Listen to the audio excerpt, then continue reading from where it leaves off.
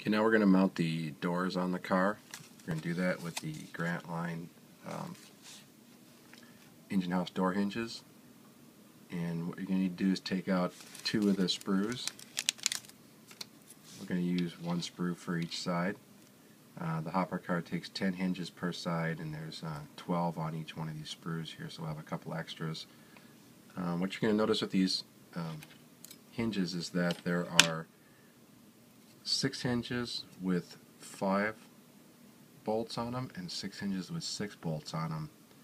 We're going to use the 5 bolt hinges on the car body and the 6 bolt hinges on the car doors. So when you cut them from the sprue, keep them in 2 different piles so you can keep them separated. The bolt patterns don't exactly match the Man Creek hopper car bolt pattern, but they're pretty close, and it'll save us from having to put a lot of these nut bolt washer castings in them separately. Each one of these hinges, when you cut it off the sprue, on the end will not be perfectly round, so we're going to have to round those over. And what I used is a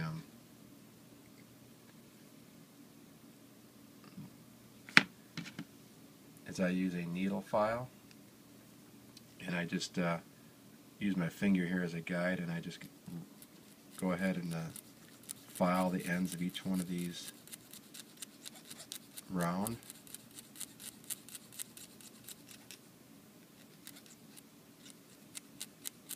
Like that.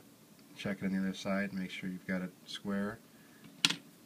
And then I take some double-sided tape, lay it out on a piece of foam core, and I'll stick all the hinges down flat on there, and then I just weather them with the same way we've been doing with the Vallejo paints and the sponge. I just dab the paint on here to get the rusting effect that we've done on the other metal parts. So we'll get the hinges ready, and then we're going to get them on the car body here. Okay, now we're going to install the door on the car after the hinges have been painted and weathered. What you're going to need to do is cut a piece of the 20 thousandths steel rod, and the length of it should be from the edge of this vertical board here to the edge of this one here, and then I like to cut it and just slightly round off the edges a little bit so it inserts through the hinges easier. Another thing I've got here is I've got just a couple scrap little pieces of the 125 thousandths or 10 thousandths by 125 thousandths styrene that I just had from putting on some of this stuff. And what we're going to do is we're going to put the door on the car. And obviously if you're making a non-operating car, you can just glue the door on, but put the door on the car, and then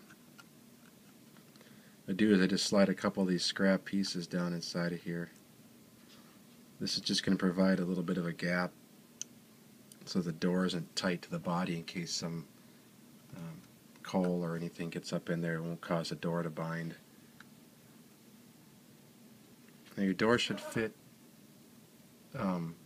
in that opening without any binding. It shouldn't rub on the sides of these boards here. If it does, you're going to want to sand the edges a little bit. It needs to fit in there pretty with a slight gap on each side so there's no binding. Next thing we're going to do is we're going to take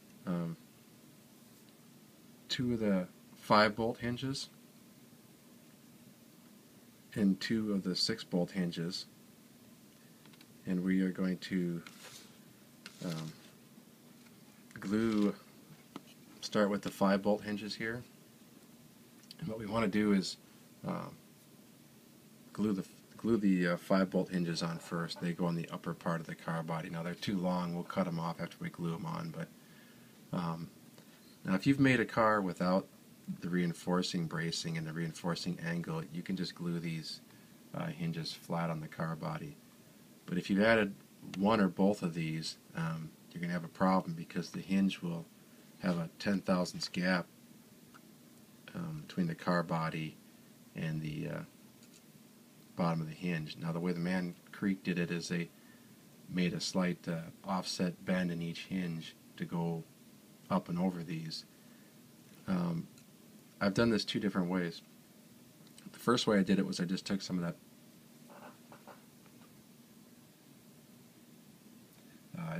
that black, sorry, I just had a low battery warning. I just took some of that black 10,000 styrene and I cut strips as wide as the hinges, and I glued them on in between these pieces just under where the hinges will go, and I just laid the hinges flat. But what I found out was that this styrene that the Grant Line makes these hinges under is really easy to bend, and it'll actually hold its bend. So now I've been putting the offset bend in, and I'll show you how to put that offset bend in here in a minute. I'm just going to grab my charger and get that on here so we don't lose the camera. So to get the bend on the hinges, what you're going to want to do is take one of the door hinges, and then I've just got a couple pieces of the basswood that we used for the car body here, just some scrap pieces. And now I know where these bends need to be because I've done a lot of these cars, so I'm just going to guess at every one of them here. But basically the way it works is just slightly past this first bolt here, there needs to be an offset bend, and then just slightly before this third bolt here. So what I do is I take this hinge and I put it with the nuts down on this piece of basswood, and I line it up so I'm using this edge to kind of keep it straight, and I just hold my finger on it there. Then I take the other piece and I put it on the other side with just a slight gap, if you can see that, just like that. And then what I basically am doing is I'm going to push this piece up and towards this piece. So it's going to go right where I want my bend to be. So I'm going to push up and then slightly towards the other one. And that just created my bend. It's very slight. It doesn't, you're only going over 10,000 styrene, so it doesn't need to be much.